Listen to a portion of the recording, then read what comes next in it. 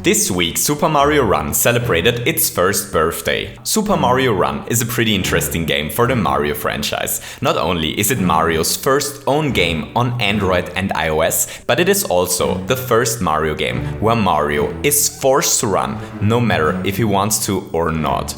But is Super Mario Run really the only game where Mario can't stop? Or is it possible to create a don't stop running stage in Super Mario Maker as well? Well, you probably guessed it by now. Today we're going to add a new entry onto our dangerous list of evil. Today we're going to take a look at a stage where Mario isn't allowed to stop running. So are you ready? Let's do this.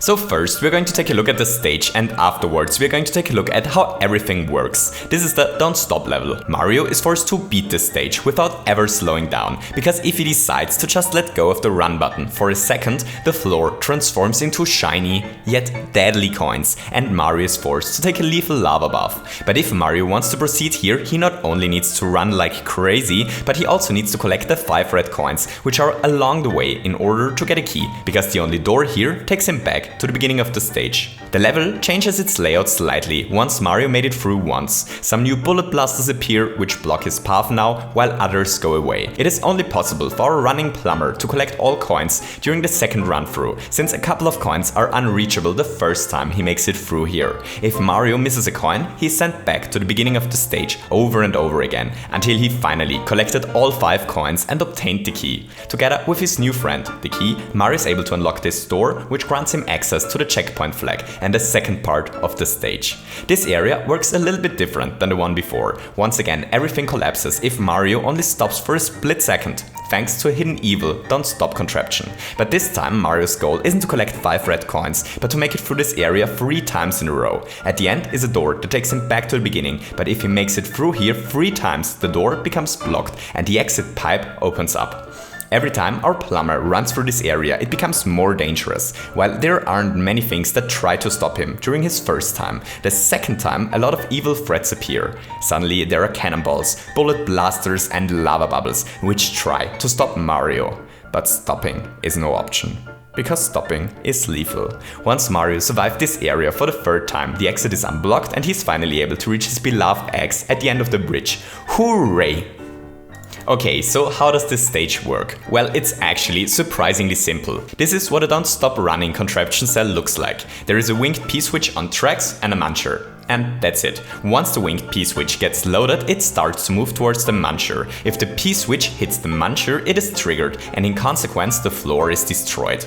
The reason why this works is because of Mario Maker's wonderful loading logic. Entities on tracks are only loaded if they are no more than 4 blocks away from the current horizontal camera border. The P-switch takes a little bit more time in order to reach the muncher than it takes Mario to run through one screen plus 4 blocks. So if Mario runs, the P-switch becomes unloaded. But if Mario only stops for a small moment, the P-switch isn't unloaded and therefore triggered. And that's the whole trick. It's not even necessary to put the cells this close together, but the closer they are, the faster the contraption triggers.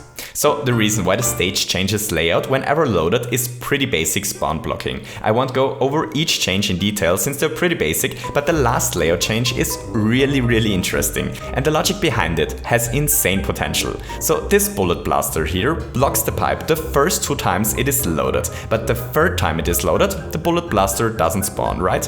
Well, interestingly no. While this just happened before, when we played the stage, we can put Mario up there and reload the room as often as we want. The blaster won't go away. But if we play the stage as intended, the blaster disappears the 3rd time it is loaded. So the reason why the blaster should go away is this invisible block. If this block is triggered by the shell, the blaster can't load, but this block can't be triggered by the shell since the blaster blocks it, right? Well, no. There is this old 100-year-old question that has plagued humanity for an answer. Does a bullet blaster exist if no one looks at it? And I'm proud to announce that we, as humanity, finally have an answer to this question. So check this out. If Mario reloads this room 3 times, the invisible block isn't triggered. But if Mario runs towards this bullet blaster, the invisible block is triggered the 3rd time Mario reaches this area and the blaster doesn't load. The old question, does a bullet blaster exist when no one looks at it, has finally found an answer. No, it doesn't.